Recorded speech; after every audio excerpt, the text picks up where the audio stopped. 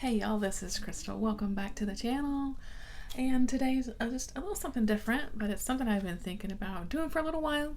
So I finally got my act together, got a little list together of some books that I think are a really good starting point for if you're wanting to dig into horror books. So you wanted to try reading horror, not quite sure where to start. I've got a list here of books that I think are a pretty good starting point. Just to kind of dip your toe in and see if it's for you. And so let's get going with these recommendations. And you can't talk horror without the king of horror himself, Stephen King, right?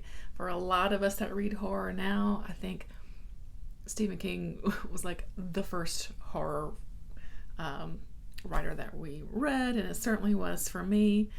And my very first Stephen King book is a book that I would recommend as a starter for getting into Stephen King and also getting into horror in general. And then of course is Misery. I read this when I was 12, 13, maybe a little too young, but this is a great story, and it's a really good starter, I think. There's nothing supernatural in here. There's no ghosts, monsters. It's nothing like that. This is really just about more the human side of horror. So we follow a man named Paul Sheldon, who was an author who was in a terrible car accident in the mountains of Colorado. And he was rescued by Annie Wilkes, who was, of course, his number one fan. So she is kind of nursing him back to health because he was beat up pretty bad in that wreck, broken legs and all kinds of stuff. And along the way, she's like, you know what? I'm going to keep you hostage, and I'm going to make you write me a book. So we learn about Annie, who she's got some problems. She's got some mental health issues. She has a sordid past. Just with a sort of a flip of a switch, she can turn quite violent, and Paul does get a little bit of that on him in here as well. So there are a handful, not too many, of kind of violent scenes in here, things that she does to Paul and a couple other things, but really it's the story about these two people. It's just mainly these two characters in this house being trapped, so that psychological torment of being held captive against your will and all of that. And it's really great. I just recently reread it, and it holds up. It's still such a great book. Great characters. It's not crazy long, because sometimes King can just be way too long, right? So don't start with like It as your first King book because it's 1,000. He made 1,000,000 pages. So this is a perfect one to get started with, I think, for King, and to get you into a horror mood. So if you've read Misery and you're like, okay, I like that, I think I'd like to read another King, I would recommend The Dark Half. I think The Dark Half is wonderful. I think it's kind of underrated with King, but it's another one that's not too crazy, too scary. You know what I mean? So it's a good, again, kind of early, beginner type of book. And this one does have a little thread of a supernatural element to it, but we have another author in this one, and his name is Thad, and he also writes books by a pen name under the name George Stark. And somehow this leaked out, and people find out that George is Thad is George, kind of thing. And Thad's really not wanting. He's kind of wanting to move away from the George Stark books. They're kind of more commercial, kind of pulpy type books, and he's really wanting to get serious with his craft, And so he kind of stages this burial of George Stark with a tombstone and everything. It's dramatic, and well, maybe George doesn't really appreciate that, and so maybe he just kind of is willed to life and is thinking, you know what, Thad, you got to go because I'm running this show. And like I said, there's a supernatural sort of element, particularly surrounding sparrows, with sparrows calling and singing in the trees, and there's a little thread of something through here which adds a little layer of creepiness to this also, but really it's just about some really fun characters. And I think this is great.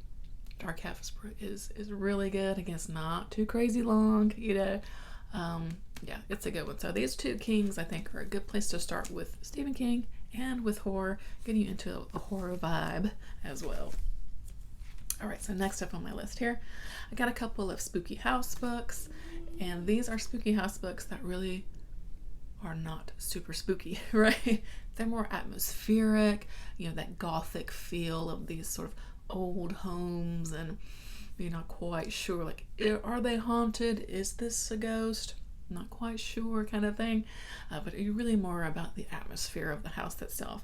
And of course, the classic Haunting of Hill House. I mean, you can't go wrong with this one. It's a handful of folks are investigating this house to see if it is indeed haunted. Some things do happen that are like unexplainable, and is it a ghost? Is it not a ghost? A lot of psychological happenings in this too, and yeah, it's a classic for a reason. So I definitely recommend that. And there's also The Little Stranger by Sarah Waters, another atmospheric old house book. So this is sort of an old manor home in the UK. And there's a man, is he a doctor? I meant to look that up. I think he's a doctor. And he kind of gets wrapped up with this family that lives at the home. I think it's a mom and two children. They're adult children. And, things start happening in the house. And is it haunted? Is it not? Are there ghosts? Are there not?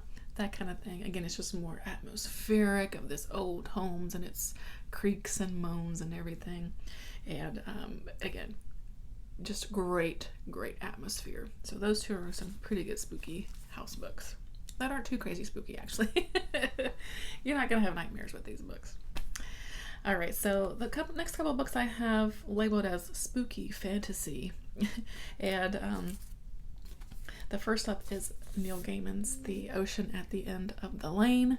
This is one of my favorite books of all time. I love this book so much.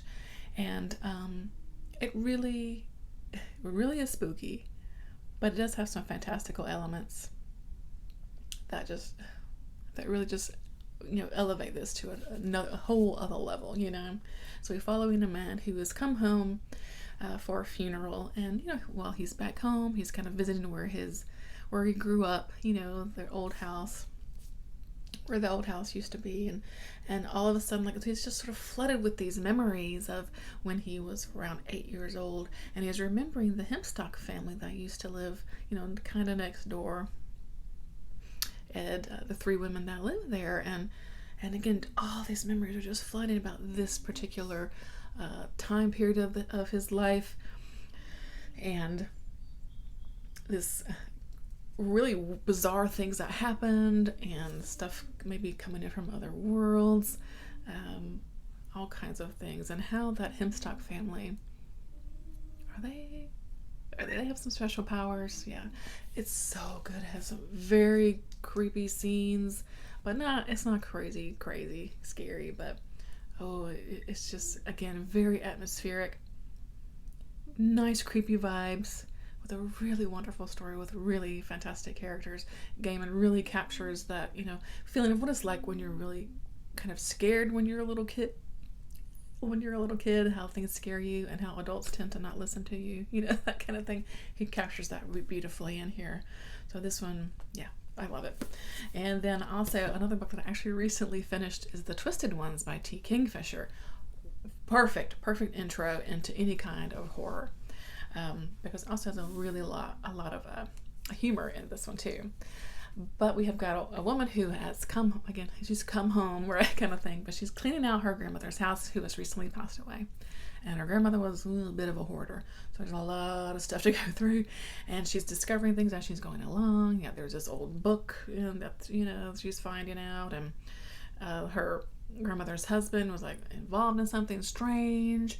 And like maybe there's like stuff in the woods and like this crazy hill that leads you to somewhere, and like effigies and all kinds of stuff going on. And it's got good creepy vibes that's not going to give you nightmares. This is not really super duper scary. And again, the main character's name is Mouse, and she's there with her dog, and she really kind of lightens this mood of the whole story because she's really kind of a smart aleck, and pretty funny, and can be kind of awkwardly funny and in really tense situations. So it's a lot of fun. I really had a lot of fun with that story, and a perfect place for spooky, starting with spooky reading with a bit of a fantasy twist to it. Okay, so next up, I've got some supernatural paranormal books, if you like that kind of vibe. First up is The Between by Tananarive Due. This is a fantastic story. We've got a young boy in the beginning of the book who was saved from drowning by his grandmother, and then he has an adult now, and he's married and has a family with children, and things start happening. He starts having these really strange, vivid dreams, and maybe it's kind of like maybe he was actually supposed to die back then, and his grandmother wasn't, so maybe death has come back for him. I don't know. It's just a really wonderful. Tananarive Due just has amazing characters, and this story is fantastic. But again, it's not super duper scary, but it just gives you these really nice, creepy vibes, and I highly recommend it. It's so good. The next up is, of course, The Winter People by Jennifer McMahon. I love this book, and this one ramps up the creepiness maybe a little bit more, but again, it's not super duper crazy spooky, right? So we follow basically this house that's in Vermont, and the story of the people that have lived there kind of through years. There's multiple timelines. We shift back and forth through time, through kind of the early 1900s, and then there's this journal that is the thread, that pulls us to the more modern storyline. Spooky woods, possible ghosts, this thing called Devil's Hand, which is this really creepy rock formation in the back of the house, witchcraft, all kinds of stuff. So good, awesome spooky vibes, very atmospheric, super interesting characters, and it's so good. And again, if you like kind of multiple timelines, maybe you like historical fiction reading, I think this is really good to bring in some spooky vibes into historical fiction type reading, if that's your bag. Okay, the next up is actually The Diviners by Libby Bray. I was actually really surprised at the sort of spookiness of this book, and some of the violent scenes in here, and it's fantastic. It's a wonderful book. The whole series is great. It is a 4-book series, but if you just want to do the first one, and leave it at that, that's fine too. But we're following sort of this young woman who is sent to New York to live with her uncle, who runs this kind of like paranormal museum in New York City. And she kind of gets wrapped up in some things, and he's pulled in to investigate this murder that has happened that has some, kind of weird undertones to it, possible, paranormal or, something else going on with this murder. And so she kind of gets pulled into it because she has some powers of her own, and we learn is called diviners. If she has an object, she can kind of tell the past of that object. And then she meets some other people that have different powers, like dream walking and healing powers, and woman can like set things on fire with her mind, that kind of thing. And so it's a really eclectic group of characters. It's set in the 1920s in New York City. The setting is fantastic, and it's just, again, I was surprised at the level of creepiness and spookiness of the story. And so again, it kind of has like, again, that paranormal kind of feeling with these kind of supernatural type powers, mixed in with kind of like a murder mystery. It's just, man, I was really surprised by this book, how much I really enjoyed it, and I really recommend the audiobook. Fantastic. Excuse me. It was really wonderful. So the whole series is great, but if you just want to read The Diviners, that's fine too. Oop, I dropped all that. So next up is The Gilda Stories by Jewelle Gomez.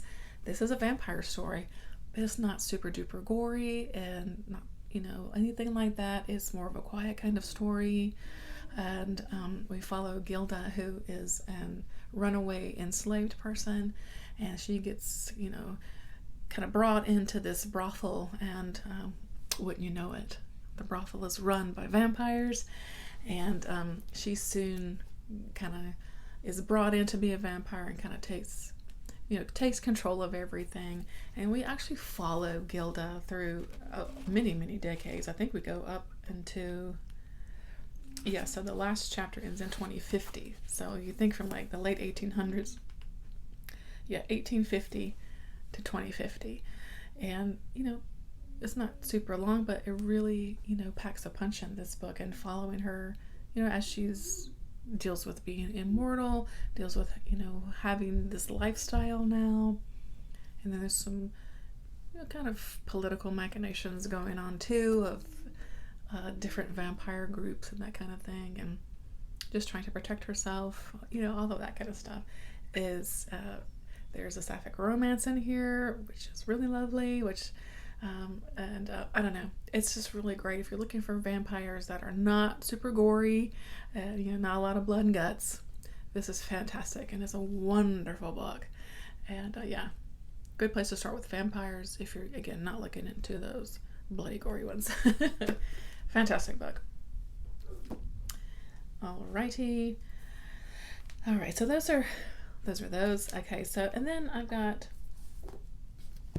I do have one sci-fi recommendation. If you're into like some science fiction but want a little bit of horror to go along with it, it's The Last Astronaut by David Wellington. This was fantastic. This was a really fun book, and it's that classic trope of, some a ship has come into view of, Earth, and so some crews have gone out to investigate, that kind of thing. One crew has gone missing, that kind of stuff. The other crew has gone in to check it out, and it's this really strange looking ship. It's very like black, and nothing, they're getting no response, they're sending messages but getting nothing back, and so they go into the ship, and we follow the crew as they're just like, what the hell is going on in this place? It's it's really good, very atmospheric, and quite unexpected of what actually the ship is, and it was really, really good. So if you like sci-fi, want a little bit of a spookiness to your sci-fi, The Last Astronaut was fantastic, and very, very creepy, but not super creepy, because this is beginner horror, right? But really good. And another fantastic audiobook, actually. The audiobook had like some like creepy creepy like sound effects and things like that kind of woven throughout, and it was really well done. So yeah. Okay, and last but not least, maybe you're just not quite ready for all those books. You're just not quite ready. So maybe you want to start with some middle grade books. A lot of spooky middle grade books are really a lot of fun, and actually can be a little spooky, but they're spooky light, So here's 3 that I pulled that I think are really good. To get your, just dip a toe into a little spookiness. Doll Bones by Holly Black. A haunted ghost. A haunted doll. You can't get much creepier than that. You follow these kids here as they've got this doll, and they're trying to figure out, what is going on with this doll, and can they, is there a ghost in this doll, and can they kind of help set it free, kind of thing. And so they kind of go on this little journey of trying to figure out more about the doll and all that kind of good stuff. And it's really good. It's really good, especially if you like creepy doll stuff. Can't go wrong. And I recently read this one, and it was great. The Legend of Skeleton Man. This is a two book bind up here of the Skeleton Man and Return of Skeleton Man. But we've got some indigenous lore within this story about the Skeleton Man. And he's a guy that walks around on a skeleton, and consumes people. It was actually pretty scary. It was pretty crazy, right? We follow this family, this young girl Molly, as she kind of gets wrapped up into the Skeleton Man and all that good stuff. Very good, really good. And look at that amazing cover. Yeah, good stuff. And Goosebumps, right? You can't go wrong with Goosebumps. And I'm someone who didn't read Goosebumps as a kid because I was just old and I didn't, I missed that whole train. But I'm reading them as an adult, and they're really good. And this one in particular, Say Cheese and Die, was a little scarier than I thought it was going to be. They have this camera that when you take a picture, it like predicts how someone's going to die, kind of thing. And yeah, that's kind of bleak. It's and there's actually a really creepy character in here that's like stalking the kids because it's like his camera, that kind of thing. It's creepy, so you can't go wrong with a Goosebumps book though, to get you into a spooky mood, but you're not gonna have nightmares, right? So those are some recommendations of some places to start with horror that I think are a good jumping off point. So let me know if you read any of these, or any other recommendations for beginner horror. Read it, put it down in the comments for folks. And yeah, let me know if you read them and if you were scared or was it just too much for you. Because I know some people just, horror's not their thing. But that's going to do it for me. Thanks so much for watching. I always appreciate your time. And until next time, bye friends.